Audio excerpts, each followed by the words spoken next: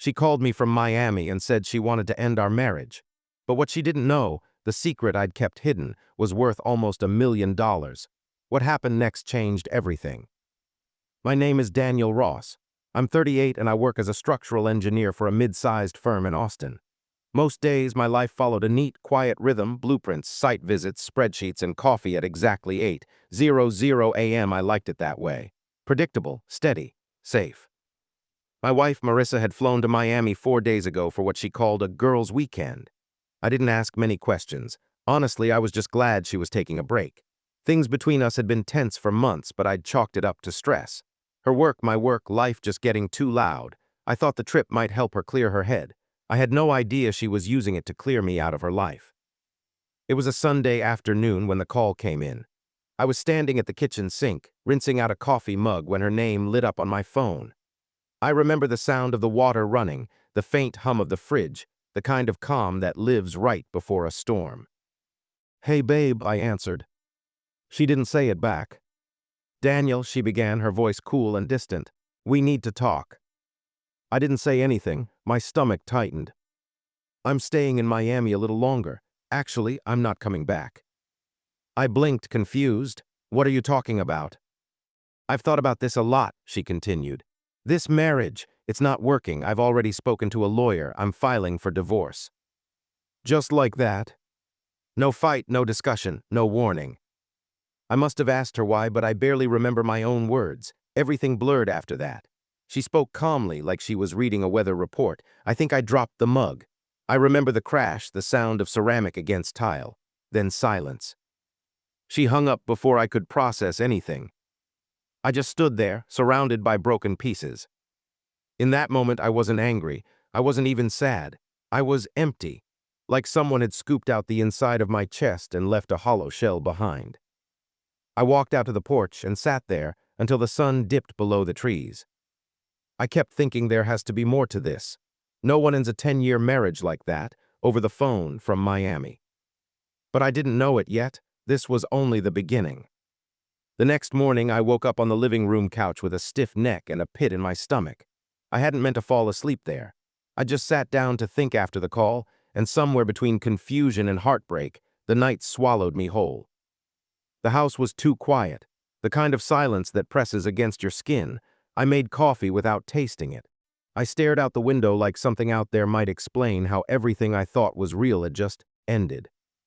I kept asking myself the same question: how didn't I see it coming? At first, I blamed the shock. But as the hours passed, memories began surfacing, small moments, tiny red flags I'd brushed aside. There was that time last year when she stopped coming to my office parties. She said they were boring and I didn't argue. Then she started spending more weekends with friends, going out without telling me where. I'd ask, and she'd roll her eyes or say I was being paranoid. Our conversations had turned shallow.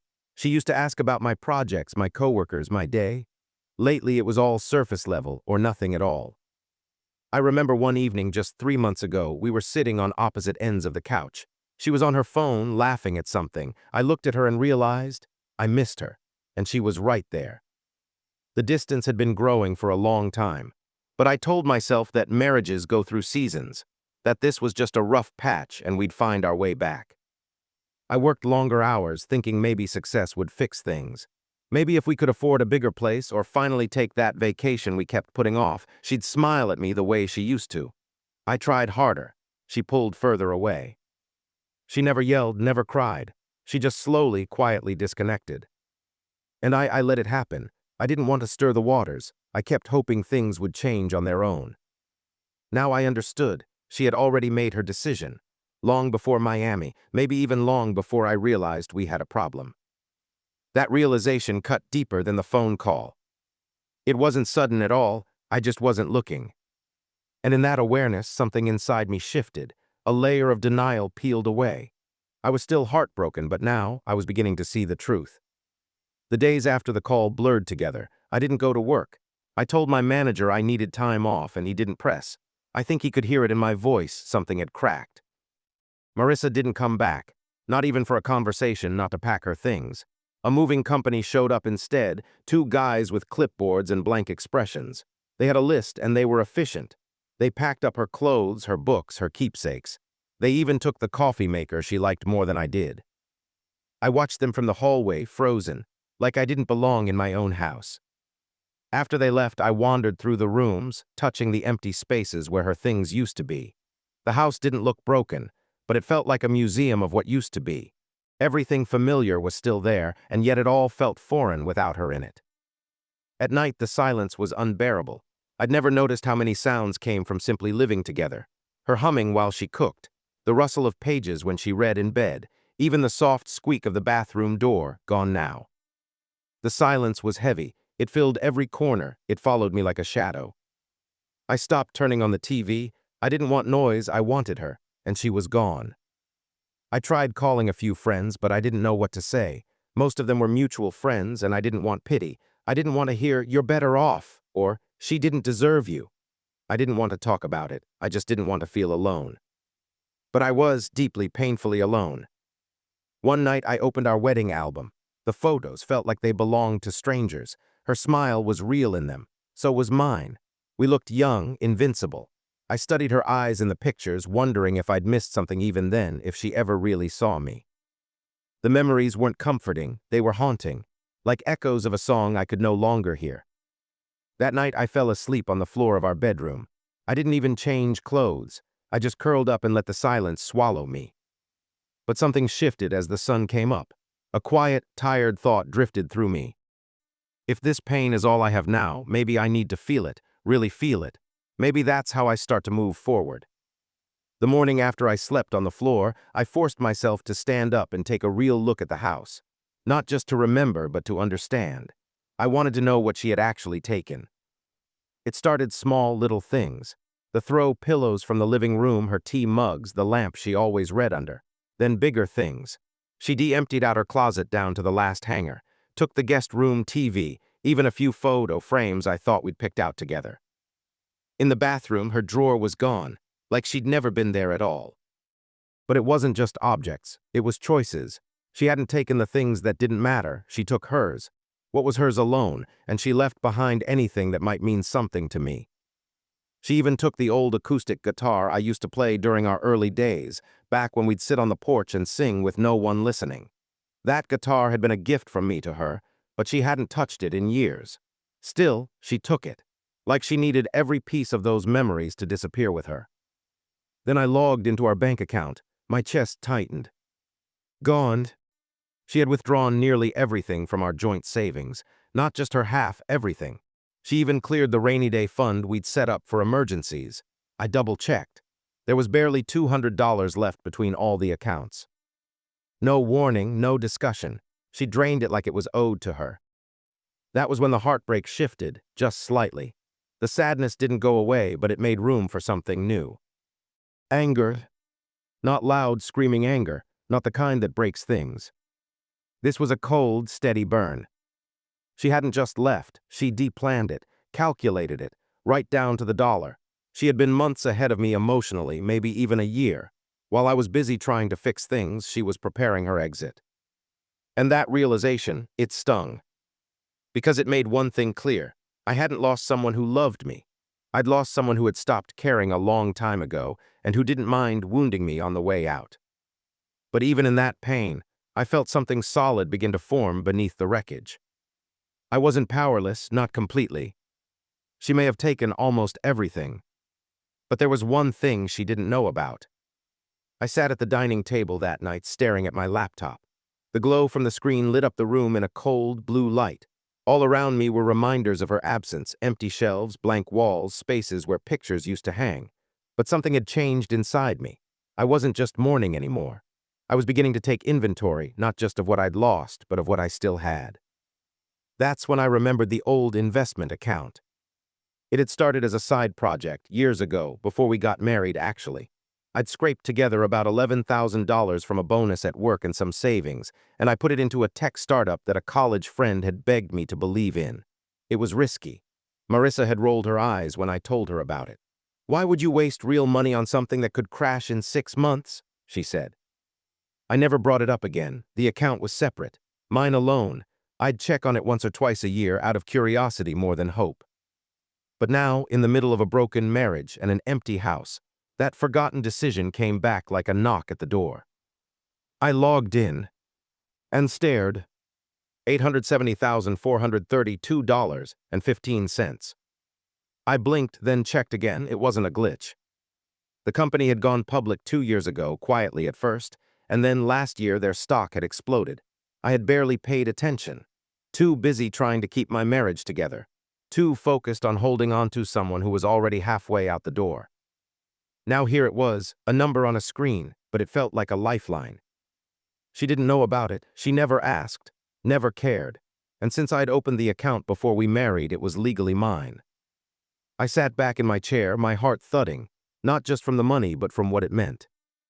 I wasn't as lost as I thought. I wasn't as broken. She'd taken the house, the furniture, the savings, the daily rhythm of my life. But this was mine, my decision, my risk, my reward. For the first time since the phone call, I felt something unfamiliar. Not just relief, not revenge. Power. I wasn't going to tell her. Not yet. Because sometimes the best strength is the kind no one sees coming. The next morning, I woke up with a strange kind of clarity. It was like my emotions had finally stopped spinning, like the fog had lifted just enough for me to see a path forward. I wasn't out of the storm yet, but I was done standing still in the rain. The first thing I did was call a lawyer. His name was James Peterson, referred to me by a buddy from work who'd gone through a nasty divorce last year. James had this steady, unshakable voice. Not warm exactly, but calm, reassuring, like a man who'd seen it all and didn't flinch. We met in his office the next afternoon. I walked in with a folder of financial documents, copies of emails, and a list of everything I could remember about the last 6 months. He didn't interrupt, just took notes and nodded occasionally. When I told him about the investment account, his eyes lit up slightly. Does she know it exists? No, I said. I opened it before we got married. I've never used it for anything joint. Good, he replied. Very good. He explained how we'd approach the divorce, calmly, strategically. No retaliation, no drama, just facts, leverage, and preparation. I wasn't used to feeling like I had any leverage. For weeks, I'd been drowning in shock and sadness, sitting in a house that echoed with loss. But James laid it out clearly. She walked away, she took the joint funds, she didn't even ask for a discussion. That matters. And now I had an asset she didn't know about, one that gave me breathing room, options. He advised me not to mention it, not yet, not unless her legal team tried to go after more than she was owed. I left his office with more than just legal advice. I left with a sense of balance, like maybe I wasn't just a man who got left behind. Maybe I was someone who could start again on his own terms. I went home that evening, stood in the middle of the kitchen, and felt something shift. I wasn't trying to win her back anymore. I wasn't trying to fix what she'd already thrown away. I was playing a different game now. Not out of revenge, but because I finally understood something I hadn't before. This wasn't about her leaving me. This was about me finally standing up for myself. A week after meeting with the lawyer, I got a text from a mutual friend, Jess. She and Marissa had been close once, but they'd drifted in the past year. Still, Jess and I had always gotten along. Her message was short. Hey, just heard what happened. I think there's something you should know. Can we talk? I stared at the screen for a long time. Part of me didn't want to open that door. I wasn't sure how much more truth I could take. But I said yes. We met at a small coffee shop on a quiet street, the kind with chipped mugs and real sugar jars. Jess looked nervous. She hadn't seen me since before the split, and I could tell she didn't want to make anything worse. I didn't want to get involved, she began, but I can't keep pretending I don't know things. I nodded, just say it. She hesitated, then leaned in. She met someone in Miami. The words didn't hit me like I thought they would. Maybe I already knew. Maybe some part of me had known for a while. He's older, Jess continued. Some finance guy, divorced, wealthy. They met during one of her trips down there months ago. She started visiting more often, telling you it was for girl time, but really, she was with him. How long? I asked, my voice flat.